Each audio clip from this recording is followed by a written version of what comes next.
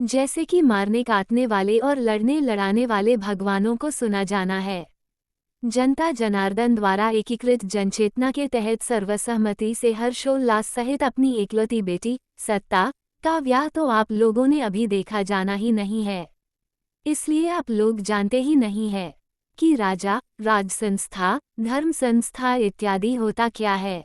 तभी तो धर्मों, धर्मनिरपेक्ष राज, धर्मांतरण और धर्म परिवर्तन इत्यादि शब्दावली की चिल्लपों मचाए हुए हैं तथा राजनीतिक विचारधारा, राजनीतिक दल और राजनीतिक लड़ाई की तमाम बलवाई व्यवस्था अपनाए हुए हैं। देवों द्वारा जब राजसंस्था स्थापित हुई तो सत्ता के विवाह पद्धति से ही हुई थी।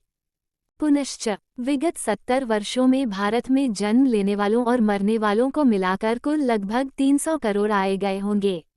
उनमें से कुल 14 राष्ट्रपति बने, जबकि अधिकृत सभी थे। यदि 2-3 राजा हुए होते तो किसकी छाती फट गई होती। सत्तापक्ष और विपक्ष ने मिलकर जो खेल खेला वह तो कतई नहीं हुआ होता। यूं तो जो नियति थी वही हुआ। फिलहाल ये लेखनी पूर्ण ऋक, भगवान, नभ, कल्प बीजक, कल्प जनक, कल्पधारी, कल्पनाथ, परम स्रष्टा, परम द्रष्टा, सृष्टिकर्ता की चल रही है। पत्ता मेरी इच्छा परम विज्ञान से ही हिलता है, क्योंकि कि परमचित केवल है। बतौर पार्थ हम सब पात्रवत अभिनीत हैं। प्रत्येक की नाभि नभ से जुड़ी हुई है। नभ हमारे सर्वत्र सर्वव्याप्त है। वही पूर्णिक भगवान है। आप सत्ता के विवाह की तरफ ही जा रहे हैं। मैं सिर्फ परिचय के तहत अभिव्यक्ति ही दे सकता हूँ, क्योंकि दखल देना वंध्यापुत्र की तरह वदतो व्याघात है, क्योंकि सारा आविर्भाव प्रादुर्भाव मेरी इच्छा मात्र की परिणति है। अतः बतौर पात्र दखल का सवाल नहीं है।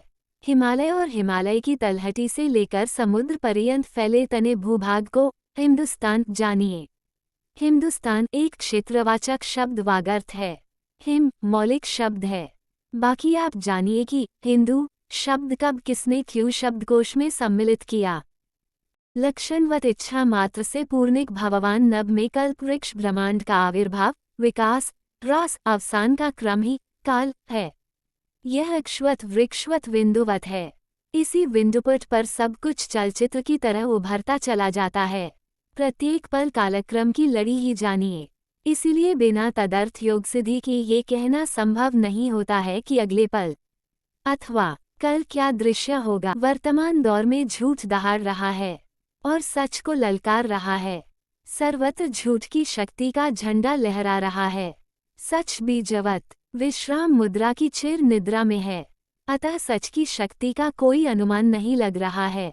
इसलिए सच के जागने तक इंतजार करिए।